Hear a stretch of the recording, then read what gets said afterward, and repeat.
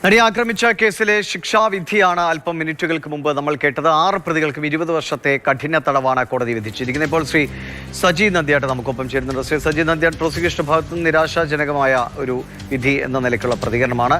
താങ്കൾ എങ്ങനെ കോടതിയുടെ ഈ വിധിയെ കാണുന്നു? ഇനി ജഡ്ജ്മെന്റ് കോപ്പി കിട്ടുന്നതിന് വേണ്ടിയുള്ള കാത്തിരിപ്പിലാണല്ലോ. അതെ അതെ, വിധിയെ സ്വാഗതം ചെയ്തു. പക്ഷെ ഒന്നാം പ്രതിക്ക് ഇത് പോരാ എന്നുള്ള അഭിപ്രായം എനിക്കുണ്ട്. ഒന്നാം പ്രതിയാണ് ഇതിന് മുഖ്യ കാരണക്കാരൻ. അപ്പൊ ഒന്നാം പ്രതിയാണ് ഇതിന് എന്റെ ആള്.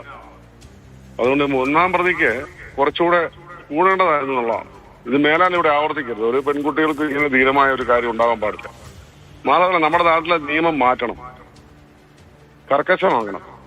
ഒരു അരാജകത്വം ഉണ്ടാകാതിരിക്കാൻ സമൂഹത്തിൽ മനുഷ്യന് സ്വസ്ഥതയോടെ ജീവിക്കണമെങ്കിൽ ഇത്തരം പുതിയ തലമുറയിൽപ്പെട്ടവർക്കൊക്കെ ഒരു പേടിയില്ല ആരെയും. സത്യം സ്വന്തമായിട്ട് പറഞ്ഞത്, ഒരു പേടി ആരെയില്ല. നിയമത്തെ ഇല്ല, പോലീസിനെ ഇല്ല, ആരെയില്ല. അതുകൊണ്ട് സമാധാനപരമായ അന്തരീക്ഷത്തിൽ ഒരു സമൂഹം മുന്നോട്ട് പോകണം. ഇവിടെ അരാജകത്വം ഉണ്ടാവും. ഒരു പേടിയില്ല, മാതാപിതാക്കളെ പേടിയില്ല, അധ്യാപകരെ പേടിയില്ല, സമൂഹത്തെ പേടിയില്ല. അപ്പൊ ഇതിനകത്തൊരു ഇങ്ങനെയുള്ള ശിക്ഷകൾ കൊടുക്കുന്നത് എന്തിനാണെന്നറിയാലോ, ഒരു മെസ്സേജാണ് അല്ലേ. ആരെങ്കിലും ഇങ്ങനെ തുടർന്നാൽ ഇവർക്ക് നാളെ ഇതിൽ അപ്പീലിന് പോകുമ്പോൾ മറ്റു വിഷയങ്ങളും ഒക്കെ വീണ്ടും അടുത്ത കോടതിയിലേക്ക് വരികയാണ്. അല്ല, അത് വരണം. ഇതിപ്പോ എനിക്ക് എന്നെ അത്ഭുതപ്പെടുത്തത്, ഇപ്പം കേരളത്തിലെ പൊതുബോധം ഇവരും ബോധമുള്ള ഒത്തിരി പേര് ഇവിടെ ഉണ്ട്. അവർ ചോദിക്കുന്നതാ ദിലീപ് അല്ലെങ്കിൽ തന്നെ ആര്. അതിലേക്ക് ഒരു ചാനല് ഒരു സോഷ്യൽ ആക്ടിവിറ്റീസ് പറയാത്ത എന്തേ? ആ ഗൂഢാലോചന നടത്തി ആരാണെന്ന് തെളിയിക്കാൻ സത്യസന്ധരായ പോലീസ് ഓഫീസർമാരെ വെച്ച് അക്കാരെ മുന്നിൽ കൊണ്ടുവരണം. ഇതിപ്പോ മറയത്തിരിക്കുക ഇത് ചെയ്തവര്. അവര് സന്തോഷിക്കുക, ജയിച്ചവര് വേറെയാ. മനസ്സിലായില്ലേ? അപ്പൊ അവര് വെളിയിൽ വരണം.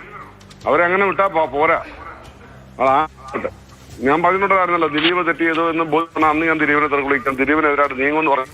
നിങ്ങളുടെ ചർച്ചകളൊക്കെ പഴയ എടുത്തു നോക്കിയാൽ നമുക്ക് ചർച്ച ചെയ്ത് അങ്ങനെ കുറ്റം ചെയ്തവരെ സംരക്ഷിക്കാൻ പറ്റില്ല. നമുക്ക് നാട്ടിൽ ജീവിക്കണം, നമ്മുടെ മക്കൾക്ക് സമൂഹത്തിൽ ജീവിക്കണ്ട. അവർക്കും സമാധാനം ജീവിക്കണമെങ്കിൽ ഇവിടെ ചോദിക്കാൻ ആളുണ്ടാവണം. സാധ്യത അതിവിടെ വേണം. അതല്ലാതെ നമ്മളിവിടെ ചോദിക്കാനും പറയാൻ ആളില്ലാത്തുള്ള സമൂഹത്തിൽ നമ്മളെങ്ങനെ ജീവിക്കുന്നു, നമ്മളെങ്ങനെ കിടന്ന് തുടങ്ങും? പറയൂ. നമുക്ക് സുരക്ഷിതത്വം വേണ്ട. ഒരു രാജ്യത്തിന് ഒന്നാമത് ഉത്തരവാദിത്വം എന്താ? To protect the life and property of the citizen. ശക്തമായ നിയമം. ഇവിടെ മയക്കുമരുന്ന് ശക്തമായ നിയമമൊക്കെ മാറ്റിയിരുന്നോന്നേ. മയക്കുമരുന്ന് കൊണ്ടുവരുന്ന വെടിവെച്ച് വിടണമെന്നേ. വിദേശ രാജ്യത്ത് ശിക്ഷ അടുത്ത അപ്പീലിലേക്ക് പോകണമെന്ന് തന്നെയാണ് താങ്കളുടെ അഭിപ്രായം അല്ലേ? തീർച്ചയായിട്ടും. അപ്പീല് മാത്രം പോയപ്പോ ആയിക്കോ. ഇപ്പൊ ഈ വിധിയിൽ എന്താ കൂടാതെ പങ്കിൽ പറഞ്ഞപ്പോ ആരാണ് അടുത്തത്? അതേക്കുറിച്ച് നിങ്ങൾ പത്രക്കാർ ചോദിക്കണം. നിങ്ങളല്ലേ ഫോർത്ത് സ്റ്റേറ്റ്, നിങ്ങളല്ലേ ഈ രാജ്യത്തില് പൊതുബോധം ഉണ്ടാക്കേണ്ടവർക്ക്, പൊതു പബ്ലിക് ഉണ്ടാക്കുന്ന ഒരു വേദിയല്ലേ പത്രക്കാര്? നിങ്ങളല്ലേ fourth state, fourth pillar of the democracy. ഇപ്പൊ ഞാൻ പറഞ്ഞ മനസ്സിലായി. ഞാൻ ഒന്നും ആരെ സൈഡില്ല. അതിന് ദിലീപിന് സൈഡ് നിൽക്കാൻ കാരണം നിരവധി നമ്മള് തെറ്റിന് സൈഡ് നിൽക്കുന്ന ആളൊന്നുമല്ല. അങ്ങനെയൊന്നും ആരും ധരിക്കില്ല. അപ്പൊ അതുകൊണ്ട് എന്റെ ഒരു അഭിപ്രായം എന്ന് പറഞ്ഞത്, ഇത് ഒന്നാം പ്രതിക്ക് ശിക്ഷ കുറഞ്ഞു പോയത് ആഡംബരമല്ലേ, ആഡംബരം മാത്രമായിരുന്നു. അടുത്ത ഘട്ടത്തിലേക്ക് പോകുമെന്ന സൂചന നൽകി കഴിഞ്ഞു. വളരെ നന്ദി ശ്രീ സജി നന്ദിയുടെ പ്രതികരണം അറിയിച്ചതിന്.